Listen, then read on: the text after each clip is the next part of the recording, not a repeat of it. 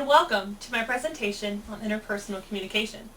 My name is Rachel Bath, and this presentation is the final project for my class HSCO 508 at Liberty University.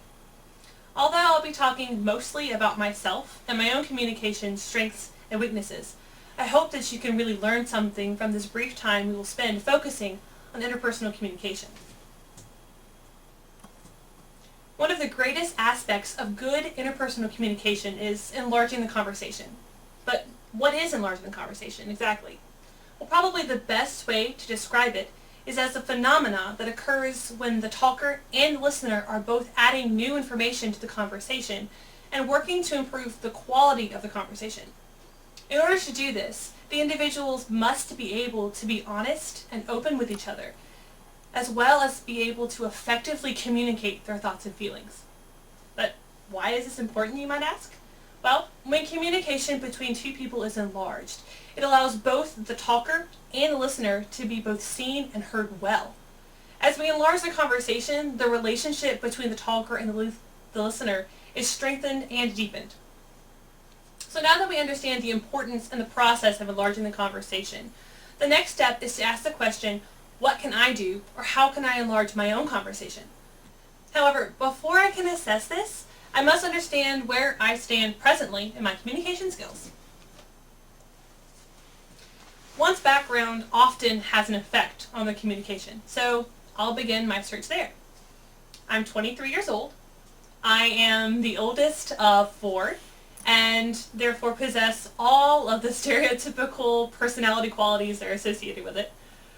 My father is a pastor, which in my case means I grew up in a Christian home under the microscope of every single member of my church. I was homeschooled until I went off to college. I then attended Liberty University for my undergrad years and graduated there this past May with my Bachelor's of Science in Psychology. Currently, I am working towards my Master's in Human Services with an emphasis in executive leadership from Liberty as well. So all of this background is important because my past is what helped create my current behavioral blend. A behavioral blend is a personality pattern that each person possesses. The blend is made up of 4 basic temperaments and is unique to each person. The 4 temperaments are D, I, C, and S. D and I are the active temperaments, either oriented towards tasks or people, and C and S are the passive temperaments, again, either oriented toward tasks or people. The behavioral blends are divided into 2 categories. This is me, and this is expected of me. This is me is generally how you act around your family and close friends, and this is expected of me is how you generally act in public, for instance, work. During this course, we were required to take a quiz through Uniquely You to discover our own behavioral blend. And my results revealed me as an SC in both categories, this is me and this is expected of me. When an individual's results for both categories are relatively the same, it just means that their behavior is pretty consistent across different scenarios. An individual with an SC blend is generally more passive than active and can blend into a crowd very easily. There are both positive and negative sides to this blend, as with any of the blends.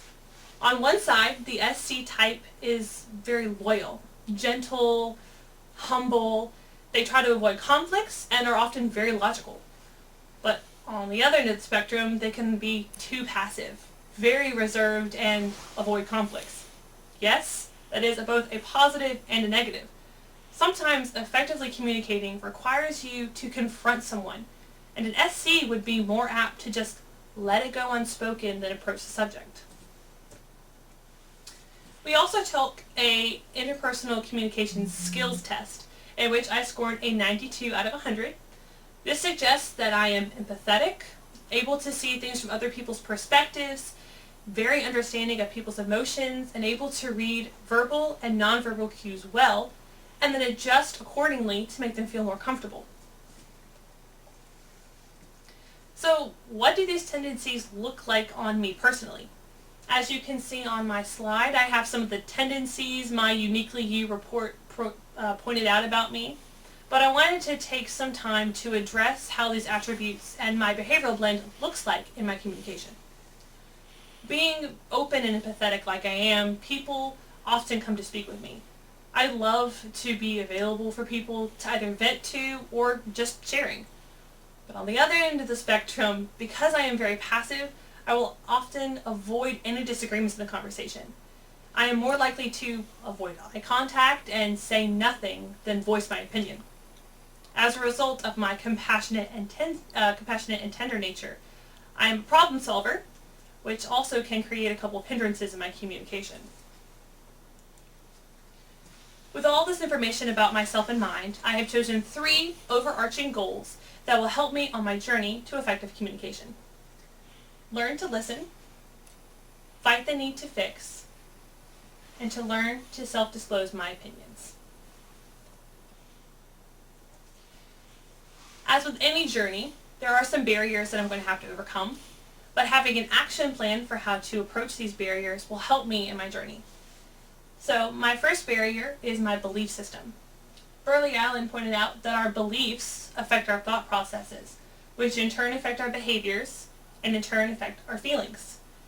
One belief system that I suffer from is the belief that if I do not help somebody, then no one else will. This has often become a problem when I'm having communication with somebody, as they may tell me their issue, the problem that they're having, and I will just zone out as soon as I figure out their problem so I can solve it for them, and then jump back in only to tell them my solution. So how will I overcome this barrier? For one, I will need to change my belief about my role and the roles of others in our communication. I have to change the belief that I'm the one that has to fix their problem. I also have to change the belief in myself that if I do not help them, they will not be helped by anybody else. Oftentimes, people just need you to sit and listen to them as they vent or talk about the fact that their grilled cheese had too much cheese on it. These things, they make for good relationships. One of my other barriers is I am what Burley Allen calls a faker sometimes. This is the person who, when listening to their conversation, gets bored with what's being said, or in my case, when I'm trying to problem solve, they zone out and they just put on the act that they're listening.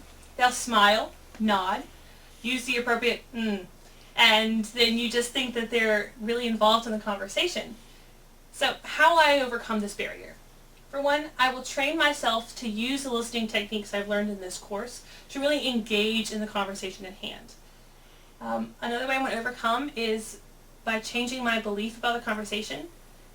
I need to change my belief about the person who I'm listening to. If I believe that the person who I'm having a conversation with is important, and every bit of the conversation that they're telling me is important, then I'm more apt to engage myself in the conversation and not let myself zone out. My last barrier I'm going to talk about is my passivity. As I said, I'm very reluctant to speak up when I disagree with something in a conversation with someone, especially if I feel like it might cause a disagreement or a conflict between me and the other person. How will I overcome this? Well, for one, I must change my mindset about the importance of my beliefs and opinions to the conversation. A conversation includes 2 people, the listener and the talker. And the only way a conversation moves anywhere is for each person to exchange roles and use them effectively with each other. For me to just listen to someone's opinion and not put my opinion forward helps the relationship none. It doesn't do anything for the relationship. It doesn't do anything for the conversation. So next I'm going to talk about noise pollution. One of the things that we learned in our course was that you can have all of these skills in your toolbox and yet communicate ineffectively. There are 2 kinds of noise pollution. There's internal and external. Internal noise pollution are the things like biased listening, emotions, stereotyping, lack of entertainment in the conversation, and your personal issues. Biased listening is just what it sounds like. It's when you are hearing what you want to hear. Emotion can do with the emotion that you're feeling at the point of conversation. Stereotyping is what you believe about the person and how that's going to affect how you're taking what they're speaking to you. lack of entertainment. We're often entertained by everything from television to music. We always have some sort of entertainment factor about the things that we're doing. And sometimes, let's be honest, the person we're talking to is speaking of a very boring subject, but they have a monotone voice, and we really can just zone out because we're bored. And then personal issues. That's exactly as it sounds. You can be dealing with some personal issues in your life, and you really just don't feel like engaging in a conversation with someone.